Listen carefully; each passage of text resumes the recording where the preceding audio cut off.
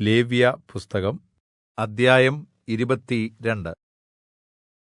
യഹോവ പിന്നെയും മോശെയോട് അരുളിച്ചെയ്തത് എന്തെന്നാൽ, യിസ്രായേൽ മക്കൾ എനിക്ക് ശുദ്ധീകരിക്കുന്ന വിശുദ്ധസാധനങ്ങളെ സംബന്ധിച്ച് അഹരോനും അവന്റെ പുത്രന്മാരും സൂക്ഷിച്ച് നിൽക്കേണമെന്നും എന്റെ വിശുദ്ധനാമത്തെ അശുദ്ധമാക്കരുതെന്നും അവരോട് പറയണം. ഞാൻ യഹോവ ആകുന്നു. നീ അവരോട് പറയേണ്ടത് എന്തെന്നാൽ, നിങ്ങളുടെ തലമുറകളിൽ നിങ്ങളുടെ സകലസന്തതിയിലും ആരെങ്കിലും അശുദ്ധനായിരിക്കുമ്പോൾ യിസ്രായേൽ മക്കൾ യഹോവയ്ക്ക് ശുദ്ധീകരിക്കുന്ന വിശുദ്ധസാധനങ്ങളോട് അടുത്താൽ അവനെ എന്റെ സന്നിധിയിൽനിന്ന് ഛേദിച്ചുകളയണം. ഞാൻ യഹോവ ആകുന്നു. അഹരോന്റെ സന്തതിയിൽ ആരെങ്കിലും കുഷ്ഠരോഗിയോ ശുക്ലസ്രവക്കാരനോ ആയാൽ അവൻ ശുദ്ധനായിത്തീരും വരെ വിശുദ്ധസാധനങ്ങൾ ഭക്ഷിക്കരുത്. ശവത്താൽ അശുദ്ധമായ യാതൊന്നെങ്കിലും തൊടുന്നവനും ബീജസ്ഖലനം ഉണ്ടായവനും അശുദ്ധി വരുത്തുന്ന യാതൊരു ഇഴജാതിയെ എങ്കിലും വല്ല അശുദ്ധിയുമുണ്ടായിട്ട് അശുദ്ധി വരുത്തുന്ന മനുഷ്യനെ എങ്കിലും തൊടുന്നവനും ഇങ്ങനെ വല്ലതും സ്പർശിക്കുന്നവൻ സന്ധ്യവരെ അശുദ്ധനായിരിക്കണം. അവൻ ദേഹം വെള്ളത്തിൽ കഴുകിയ ശേഷം അല്ലാതെ വിശുദ്ധസാധനങ്ങൾ ഭക്ഷിക്കരുത്. സൂര്യൻ അസ്തമിച്ച ശേഷം അവൻ ശുദ്ധനാകും. പിന്നെ അവന് വിശുദ്ധസാധനങ്ങൾ ഭക്ഷിക്കാം. അത് അവന്റെ ആഹാരമല്ലോ. സ്വാഭാവികമായി ചത്തതിനെയും പറിച്ചുകീറിപ്പോയതിനെയും തിന്നിട്ട് തന്നെത്താൻ അശുദ്ധമാക്കരുത്. ഞാൻ യഹോവ ആകുന്നു. ആകയാൽ അവർ എന്റെ പ്രമാണങ്ങളെ അശുദ്ധമാക്കി തങ്ങളുടെ മേൽ പാപം വരുത്തുകയും അതിനാൽ മരിക്കുകയും ചെയ്യാതിരിക്കുവാൻ അവ പ്രമാണിക്കണം. ഞാൻ അവരെ ശുദ്ധീകരിക്കുന്ന യഹോവ ആകുന്നു. യാതൊരു അന്യനും വിശുദ്ധസാധനം ഭക്ഷിക്കരുത്. പുരോഹിതന്റെ അടുക്കൽ വന്നു പാർക്കുന്നവനും കൂലിക്കാരനും വിശുദ്ധസാധനം ഭക്ഷിക്കരുത്.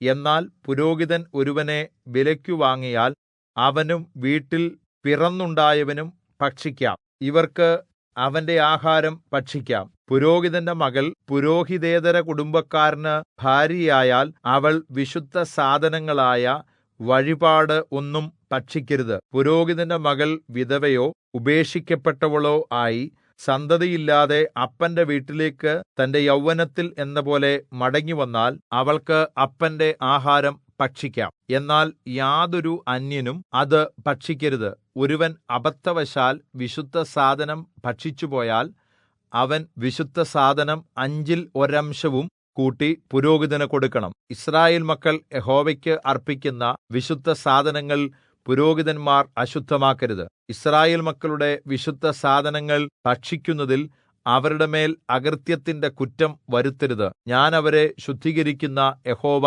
ആകുന്നു. യഹോവ പിന്നെയും മോശെയോട് അരുളിച്ചെയ്തത്, നീ അഹരോനോടും പുത്രന്മാരോടും എല്ലാ യിസ്രായേൽ മക്കളോടും പറയേണ്ടത് എന്തെന്നാൽ, യിസ്രായേൽ ഗൃഹത്തിലോ യിസ്രായേലിൽ ഉള്ള പരദേശികളിലോ ആരെങ്കിലും യഹോവയ്ക്ക് ഹോമയാഗമായിട്ട് അർപ്പിക്കുന്ന വല്ല നേർച്ചകളാകട്ടെ സ്വമേധാദാനങ്ങളാകട്ടെ ഇവയിൽ ഏതെങ്കിലും ഒരു വഴിപാട് കഴിക്കുന്നു എങ്കിൽ നിങ്ങൾക്ക് പ്രസാദം ലഭിക്കുവാൻ തക്കവണ്ണം അത് മാടുകളിൽ നിന്നോ ചെമ്മരിയാടുകളിൽ നിന്നോ കോലാടുകളിൽ നിന്നോ ഊനമില്ലാത്ത ഒരു ആണായിരിക്കണം.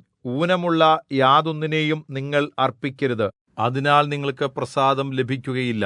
ഒരുവൻ നേർച്ച നിവൃത്തിക്കായോ സ്വമേധാദാനമായിട്ടോ യഹോവയ്ക്ക് മാടുകളിൽ നിന്നാകട്ടെ ആടുകളിൽ നിന്നാകട്ടെ ഒന്നിനെ സമാധാനയാഗമായി അർപ്പിക്കുമ്പോൾ അത് പ്രസാദമാകുവാൻ തക്കവണ്ണം ഊനമില്ലാത്തത് ആയിരിക്കേണം.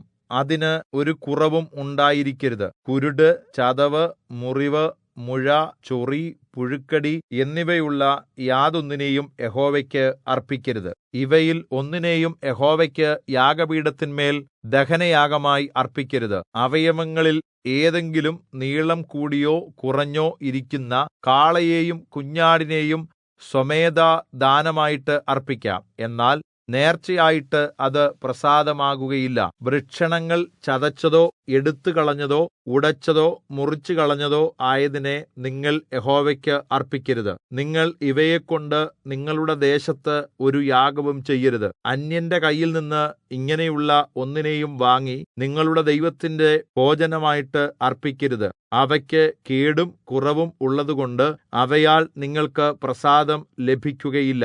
യഹോവ പിന്നെയും മോശെയോട് അരുളിച്ചെയ്തതെന്തെന്നാൽ, ഒരു കാളയോ ചെമ്മരിയാടോ കോലാടോ പിറന്നാൽ 7 ദിവസം തള്ളയുടെ അടുക്കൽ ആയിരിക്കണം. 8-ാം ദിവസം മുതൽ അത് യഹോവയ്ക്ക് ദഹനയാഗമായി പ്രസാദമാകും. പശുവിനെയോ പെണ്ണാടിനെയോ അതിനെയും കുട്ടിയെയും ഒരു ദിവസത്തിൽ അറുക്കരുത്. യഹോവയ്ക്ക് സ്തോത്രയാഗം അർപ്പിക്കുമ്പോൾ അത് പ്രസാദമാകത്തക്കവണ്ണം അർപ്പിക്കണം. അന്ന് തന്നെ അതിനെ ഭക്ഷിക്കേണം. രാവിലെ വരെ അതിൽ ഒട്ടും ശേഷിപ്പിക്കരുത്. ഞാൻ യഹോവ ആകുന്നു. ആകയാൽ നിങ്ങൾ എന്റെ കല്പനകൾ പ്രമാണിച്ച് ആചരിക്കണം. ഞാൻ യഹോവ ആകുന്നു. എന്റെ വിശുദ്ധനാമത്തെ നിങ്ങൾ അശുദ്ധമാക്കരുത്. യിസ്രായേൽ മക്കളുടെ ഇടയിൽ ഞാൻ ശുദ്ധീകരിക്കപ്പെടണം. ഞാൻ നിങ്ങളെ ശുദ്ധീകരിക്കുന്ന യഹോവ ആകുന്നു.